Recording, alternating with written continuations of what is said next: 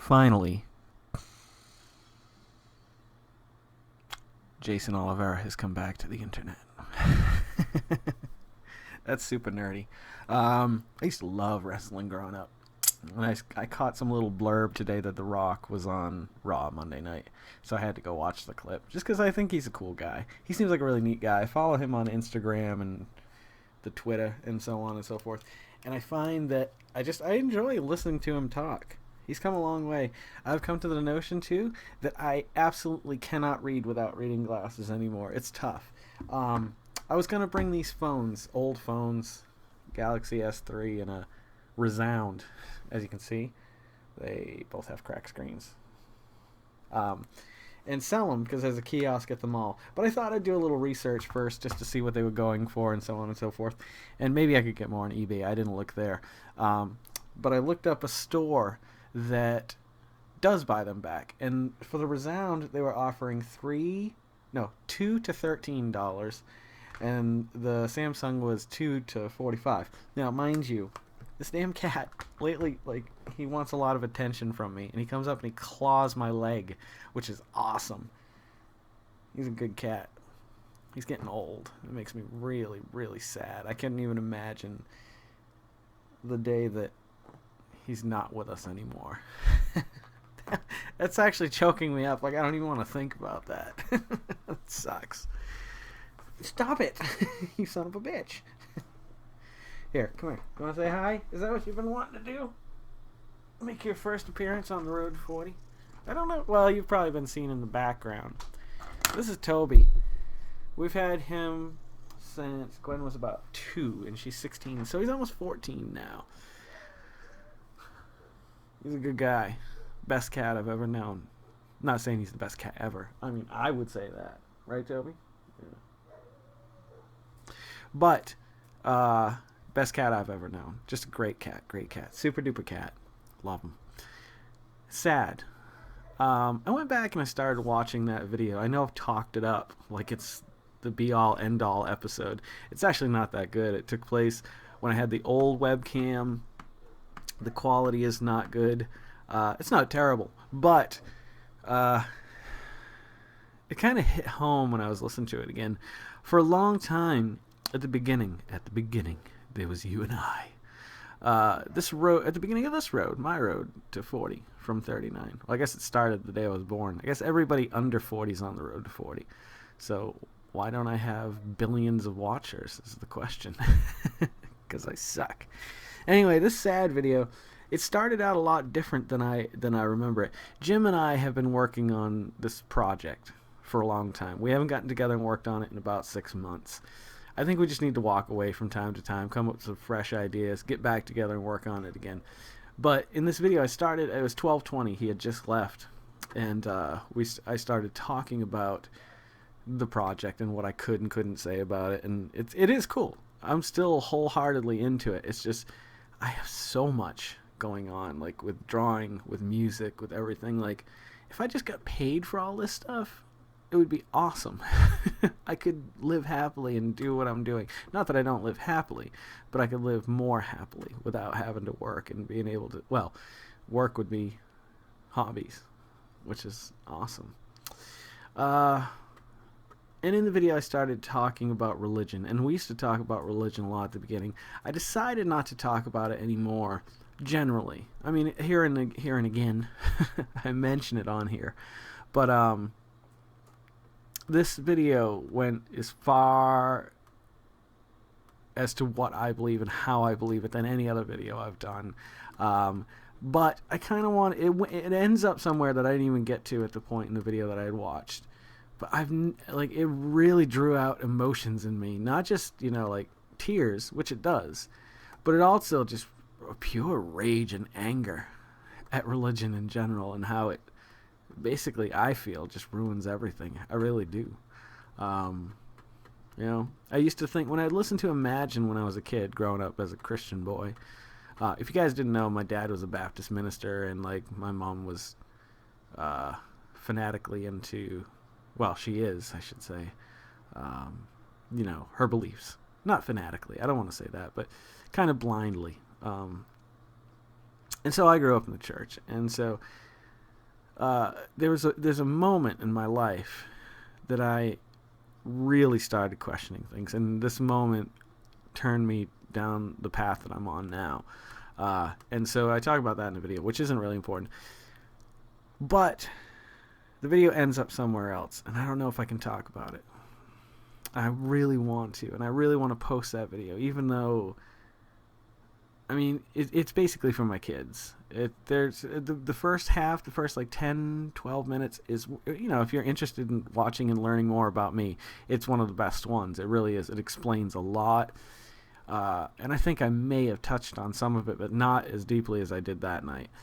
But it ends somewhere that it's just every time I talk about it, I can't talk about it. I managed to eke my way through that video, but it's one of those pivotal moments where I'm just standing here on the ledge, just looking over, going, do I try it? Do I start going down that road? Because if I fail, we've lost 6 minutes, and I'm gonna have to chop this up, and I'm not gonna upload it tonight. Yeah, no, I can't do it.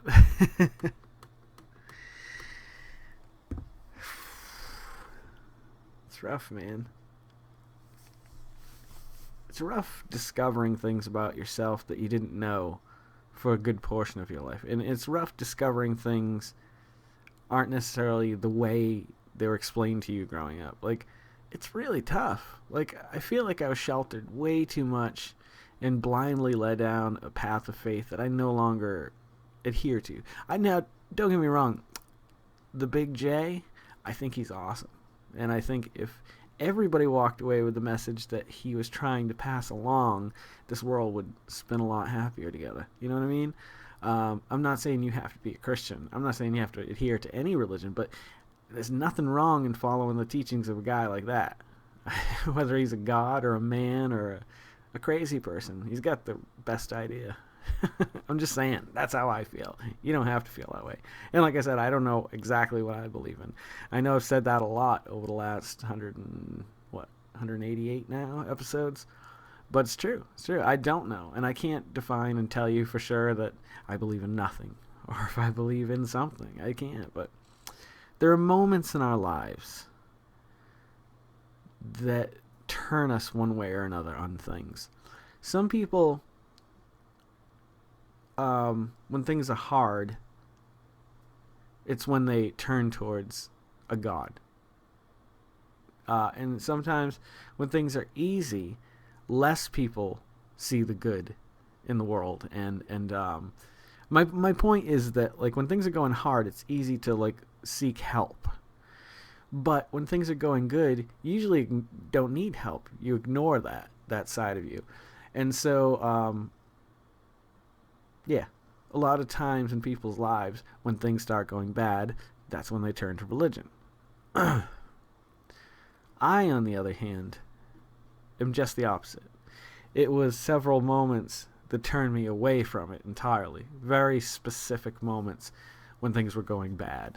Like, the Bible often talks about not questioning the will of God or whatever, whatnot, and I'm not supposed to, but things have happened in my life that, I mean, they're not as tragic as they could have been, and I'm sure a lot of people have gone through a lot worse, but some people just have a certain mental threshold, and when you push somebody over that, sometimes it's just not all coming back, I guess.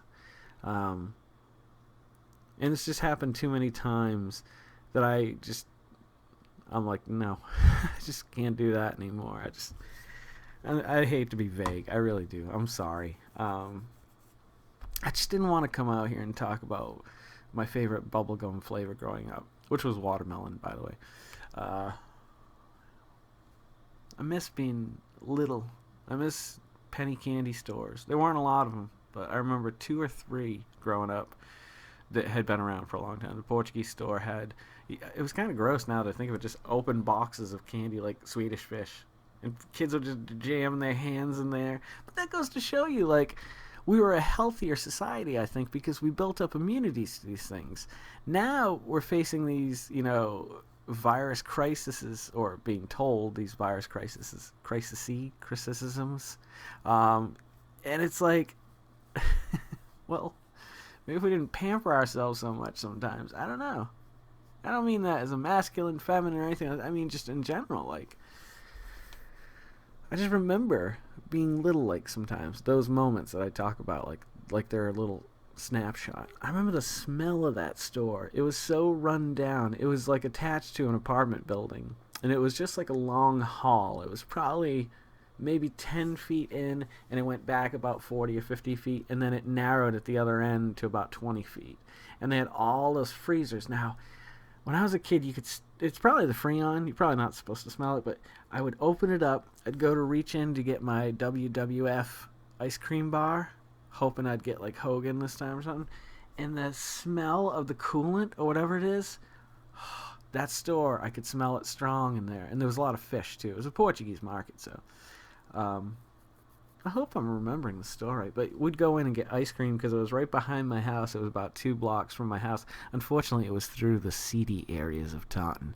So to actually walk there as I got a little bit older, around 9 or 10 or something, I couldn't imagine letting my kids walk down the street at the ages that I walked around the streets, just like roaming on my bicycle or something like that. I can't even begin to imagine. I'm terrified to do that. No, they're not doing that.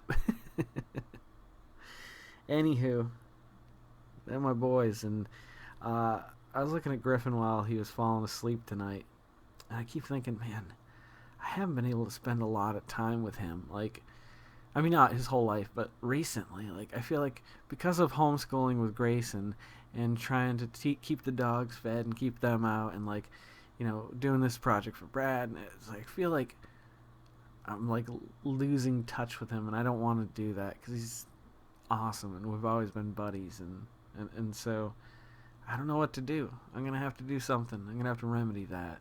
I wish I could not work. I wish I could be home full time with the boys. Well, it sucks. That's what I'm talking about, man. The inequality of talent, for that matter. Like, I think people who with skills, like artistic skills across the board, should be able to, like, I don't know, find a way to band together to live off of that. I don't know. Maybe I'm just lame and I just require too much of life. Well, this is life.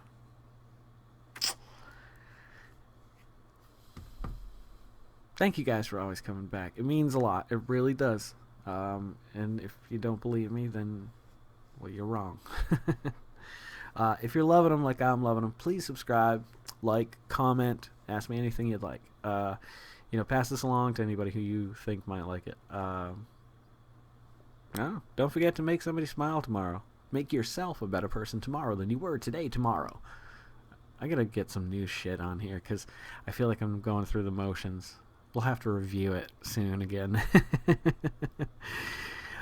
Yeah, let's make the world spin a little happier together. I'm Jason Oliver. This is The Road to 40, and we are all downhill from here, folks. I hope you've had a wonderful night, and we'll catch you a little further on down the road to 40. Dr. Mitchin, Carl Mitchin.